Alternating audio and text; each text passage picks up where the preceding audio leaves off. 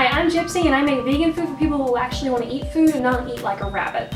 So what I'm going to do today is I'm going to take a pasta dish and kind of change it around, make it different, something still flavorful without using any kind of meat sauce. So it's really a sauceless recipe that's perfect for summer, and with a garlic bread for a side that I think will be delicious. Hope so, because we haven't tested this one yet. Okay, so first we're going to start off by boiling the pasta, and if anybody tells you that you cannot have pasta when you're a vegan, they are lying, because that is totally vegan safe. And then while that is cooking, we will prepare the garlic bread in the oil base. We were going to warm up for the vegetables. We don't have garlic because I didn't take a list to the grocery store, so we're just going to make like an oil toast type thing, not oil toast, but like a, you know, like a buttered type thing except with olive oil. And then after we're done with that, we will put in some diced tomatoes and some chopped up scallions into the mix, warm them up a bit, and then we will mix it with our pasta when that's done, and then we will garnish it with black olives, and then enjoy. Let's get it heavy! Let's get it heavy! So we're gonna turn this on right here, because I had to think about that. Okay, one thing that I learned about making pasta is from someone who's been making it their entire lives. They said make your pasta water remind you of the sea because pasta is of the sea. So, salt. Do not be shy. You want this to taste like seawater, and it will not make your pasta too salty. It would actually give it the exact flavor you want it.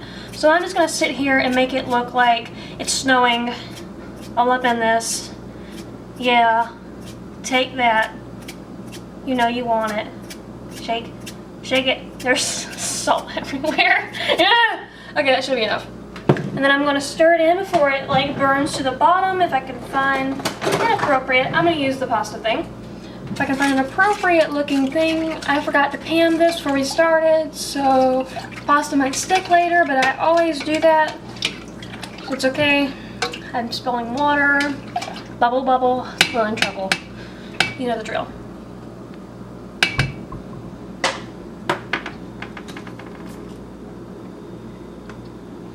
So once that starts boiling, we will toss the pasta in, and while we're doing that, we will fix the sauce stuff. And since my mom says a watch pot never boils something, we're going to just take a break, and you're not going to, because this is the part where we cut. So it's not just my hands, it could be like... It's just your hands. I'm just saying. It's hard to like...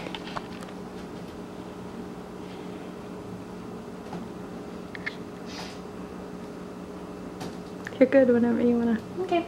So while that's boiling, we decided to go ahead and chop up the vegetables. The first thing I'm gonna do is work on the tomato, and I kind of cut like half my thumb off once, or not half of it, like, you know, I still have a thumb. I cut off a big chunk of chopping vegetables, so I'm kind of a wimp when it comes to this, so just bear with me that I'm gonna chop up really ugly. But what you want to use when you're chopping up things like tomatoes, you want to use a serrated knife. You can see the blade. See it? Mm-hmm. These edges help you prevent from smushing the vegetable while you're cutting it, so you don't end up like getting rid of the firmness to it. And so we're gonna just kind of run through this. Do this thing. After you do that, you might want to move your trash can. It started running. It's like right in the back of the shot. It's whatever. Starting over again. One cat. Spooks. This is why we need Kara. Oh, Kara is our dessert queen. Or I may call her the baking queen because I think I want to make her make us some pita bread. So she's not here with us because she's having car trouble. So yeah, if she was here, this would be awesome because we'd be like, Kara, get the cat. And she'd be like, okay, come on, Spooks. And he'd be like, no. Spook. Just, alright, bear with me. All I'm doing is basically just kind of like crosshairing this into ugly little like shapes. You could pretty much make an awesome blooming onion out of this if you wanted to. Or if not, you could just kind of run your knife through. And it's kind of all over the place now because I just suck at this. Whatever. You kind of see that it would have been something if I knew what I was doing. Alright, so this is actually fine, the way the texture it is, because I can just run my knife through it real quick and break it up. It doesn't need to be uniform. In fact, it's better if it's not uniform, because you don't want things to look like they've been pre-packaged, because that's not cool. We don't do prepackaged here. I mean, we do, just not when you're looking, because I'm totally gonna use prepackaged olives instead of going to get like nice organic olives from the market. I'm totally using canned. Here's Spooks. I'm gonna do one more. You can pretty much guess how many tomatoes you want to use for something like this, and it's gonna be more eater preference than anything. Since I'm cooking for more than one person, I'm just gonna throw in some extra. That way, it's not like, I don't know, we're not sitting there complaining that we don't have enough sauce. Get off the green onion. Okay, so that's cat food now. I hope they're not allergic to green onions because that would suck. Alright, so this is totally not even chunked. Cat, I do not. Hold on. So, okay. Thank you, Lex, for. Say bye-bye. Bye. We're gonna be friends, Spooks. He's like, he's not even having it right now. He's like, I want the tomatoes, I want them now. I want it all. I'm just like, this is not even like, I just feel like every chef in the world's cringing right now, but I don't care, because like, whatever's just us eating. And between you and me, if everything is too pretty, it's almost like unfair to eat. This, you have no problem devouring because whatever. It doesn't need to be preserved. Nobody cares. Nobody's gonna miss this. It belongs in your stomach. So after the tomatoes are chopped up, finally, we're gonna take my cat's green onion, keep it to the side for him with our little stash of extras, and then I'm just gonna take my knife and run through. I don't want these tips. I mean, you might. I just think they're just not the right texture for what I'm looking for, so I'm just gonna kind of run them off. Shoot! And then I'm going to kind of, I'm not doing this too finely either because I want to match the shape almost of the tomatoes. Kind of keep them kind of big because I will cook them down a little bit in the oil. You can do this sauce raw by just taking the green onions a lot, you know, definitely cut them finer, mince them, and use cherry tomatoes, and you can toss it with olive oil, and you can throw it in pasta, make pasta salad, eat it cold. It's fine, it's great, it's good for picnics. So yeah, I think that's enough onions because you definitely don't want to equal the ratio because that would be way overwhelming. So we're just gonna kind of mix them up in my hands to kind of see what it's gonna look like in the sauce. I think this is fine. I'm gonna break up these tomatoes a little more, and I see that our pasta water is starting to get ready, so we're gonna prepare to put the pasta in the water so we can finish cooking and we can start doing the finishing touches on our sauce and our bread. It's not garlic bread. See. So I'm pretty much never going to ever measure anything, ever. That's why I'm not doing the baking portion. So we're just gonna kind of like be like, that's enough for 2 people. What do you think? I think we're gonna have a box. Yeah. Whatever. I'll eat it later. You can make macaroni and cheese. Lex, the one who's gonna take care of the vegetarian portion, is obviously not vegan, and she is recording this for me. Quit tickling my foot. Hi, Lex. So I'm gonna give this a quick stir, just kind of like move the salt around, make sure it's not settling to the bottom.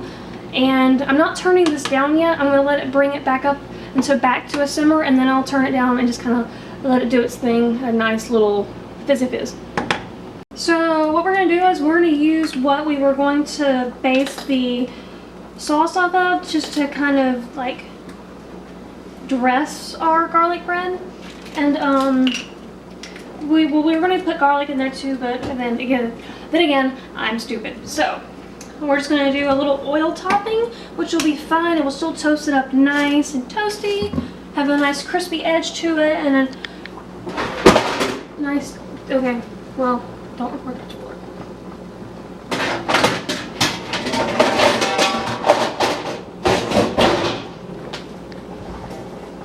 I'm just waiting for you to start to. Alright, so we're gonna put a little bit of oil in the pan. I don't have one of those like cool drizzly things, so I can't like be careful. I feel like this is probably maybe a tablespoon of oil. Just gonna whisk it around a little bit. It just needs to be enough to coat the bottom of the pan. It doesn't need to be soaked. We're not frying anything. We're just, you know, getting a nice little warmth to it. I'm gonna let the oil will warm up a little bit before I place the bread down. We're not searing the bread in this. We are actually going to bake the bread separately, but instead of having to sit there and try to put oil on the bread, making a big mess, making it all look like gross and greasy, we're just going to like dab it down and then we'll toss the vegetables in. And that will give you a nice base for your sauce without having to worry about multiple pans and multiple things. It's pretty much the easiest thing you can do as far as doing 2 things at once. So this is starting to warm up a little bit, so I'll take the bread, just gonna lay it down, pat it a little bit, it's fine. See, it's just got a nice like golden sheer to it, it's not soaked. And we're gonna place that on our tray. And I'm gonna do this a couple more times with a couple more pieces. You can do as many as you like. If your people are big bread people, like our people are, make as many as you want. No one's gonna complain about too much bread, ever, unless they don't understand food. And the bottoms of these are a little more soaked than I like them to be, but this pan's kind of warped. So, whatever, our edges are gonna be not even, that's fine. Maybe you will have a flat surface to do this on, or you'll be smart and just brush it on. I should have done that, but I just figured, why not use the same pan for multiple uses? Saves dishes. There's a little bit of bread left in there, it's fine. Just gonna get in the sauce, no one cares. Okay, I scooped it up. Okay, good. Now that that little bit of oil is warmed up, I can toss the vegetables in. And, yeah. Well, before I do that, the pasta is a nice boily texture now. It's back to what it should be. So I'm going to turn it down and kind of let it do its thing. Over here, it's going to go back to like 3 or 4 and let it chill out. And then by the time we're done, this should be al dente and we can toss it in there and it'd be awesome. Maybe. So. Maybe. I forgot to put the oil, butter, the bread in. The bread. You did? Yeah. Alright, so I'm going to put the bread in for 425. I'm not sure how long it is because I've never worked potato bread. I don't know how the difference is between normal bread, potato bread, whatever. So we're just going to kind of smell it out and then we'll know how much it is and we'll probably put it at the bottom of the screen like, hey, this is how much it's going to be. But ovens always cook at different times anyway, so 425 is what we're going to set this to. My fingers are very oily right now. Bake. Preheat. I stick things in on preheat. Why? Might as well slow warm it up. It's not gonna hurt anything. Saves time. Unless something needs to be flash cooked for some reason to get a crispy crust, you're alright. This doesn't need to be flash cooked for anything. Alright, so we're gonna leave the little bits of bread in there because I don't care. And we're gonna put the vegetables in here like they're supposed to go. And I'm gonna be careful. And when you put things in like this in the oil, even though it's not a lot, you need to kind of push away because as it splashes, it'll like the oil will end up going kind of like a wave that way, and you won't end up burning yourself as easily. And that nice simmer sound. I made a mess. Lex is an awesome person for not making fun of me for that. I'm gonna take just a spoon thing, move it around. I want everything to warm back up a little bit. And when the tomato juices melt the olive oil, it kind of changes the texture a little bit, so it won't heat up the same. And that's a giant piece of tomato. Whoops. I didn't even cut it. I'm just going to take it out. We don't need you. Ow, I burned my finger. Ow! Okay, so. Be sure to injure yourself at least once while cooking. No, don't tell them that. Okay, I have to injure myself once while cooking. You don't do that. You be safe. You keep those little paws nice and safe. So I should add a little oil to this, but I don't think throwing oil in a pan while on camera is the best idea. Probably could have done a little more vegetables as far as noodle comparison because I did make way too many noodles, but I just don't care. I'll just make something with them later. That's fine. Alright, we're gonna let these warm up a little bit so they're not as like cold and refrigerated feeling. With the... Can you stay right there? Like, because when you move and you block all the light and it gets really dark. I'm sorry. I smoke. Here, the tomatoes. Just awkwardly stand over I'll just be over here. Way over here. How to cook 101.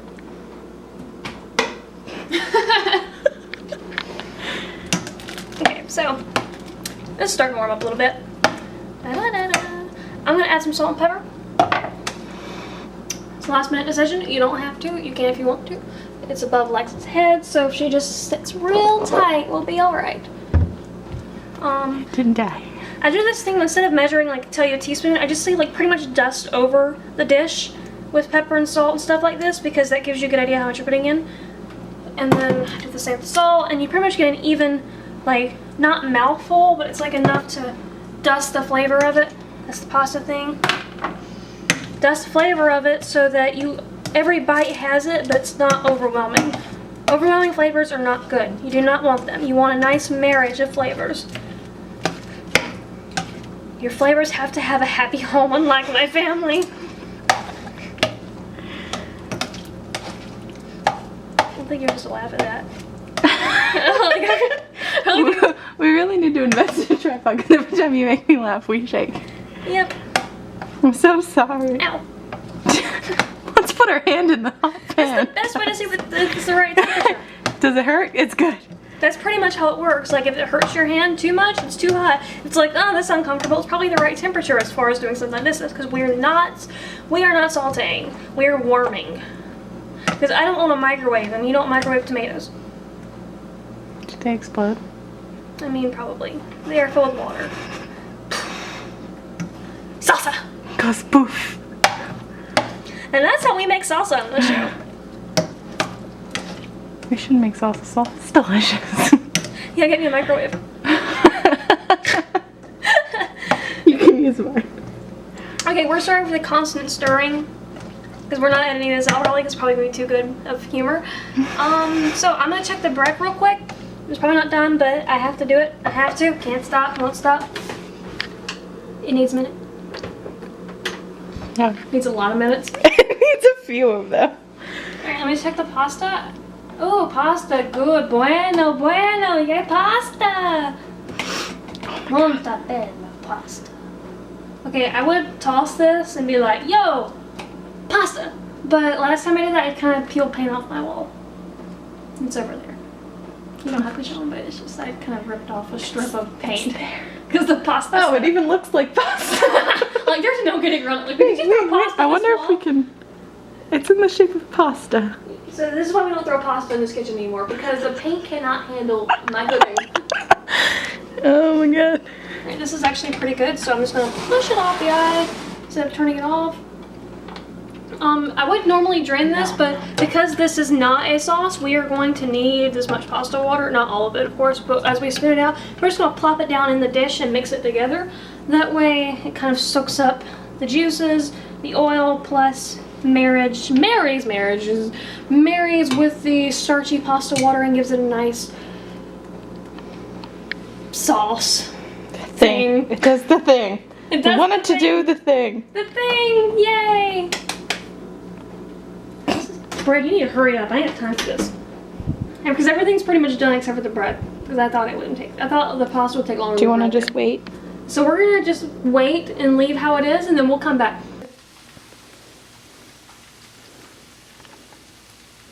So the bread's done, and I don't really own a mitt anymore. Where did I put that? I don't own a mitt anymore, but my mom gave me one of these, and I'm definitely afraid of fire and anything hot, so I don't trust this. It just looks like trouble. So I'm putting on a lighting glove. It's supposed to be flame retardant. We'll see. If it melts in my hand, we're probably gonna go to the hospital.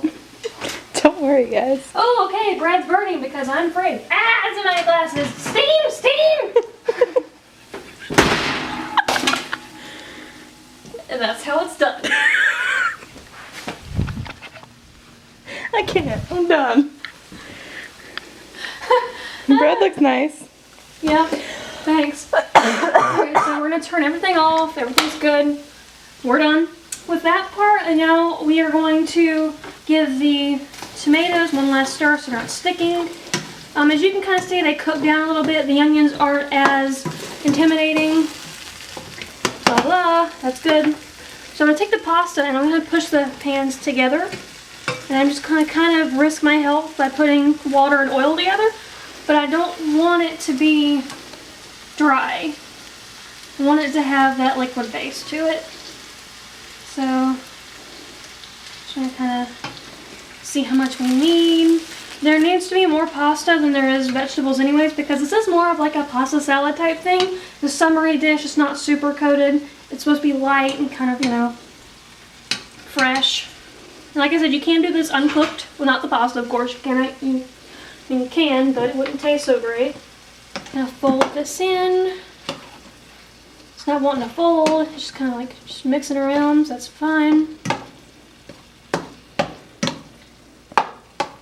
This is not as beautiful as I wanted it to look. And there's a tomato.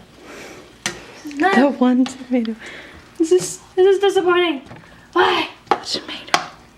Need more going on here.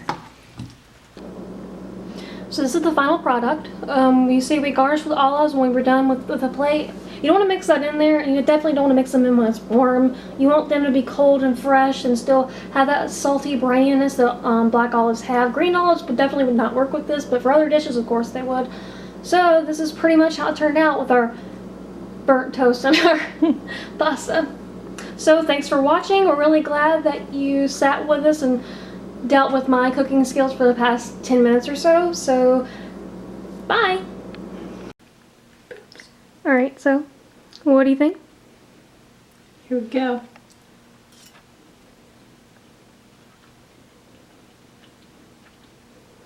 It's actually pretty good. I'm not gonna lie. Actually. It's actually pretty good. I don't know, I like it because it's like a lighter sauce, but I'm gonna go, you know. Okay. I'll take a picture. Whatever, it's fine. So, gotta taste this. Lex already had it, so I'm going to try to get a bite with as much as I can on it, but it looks like I can't. Oh, there's a green onion.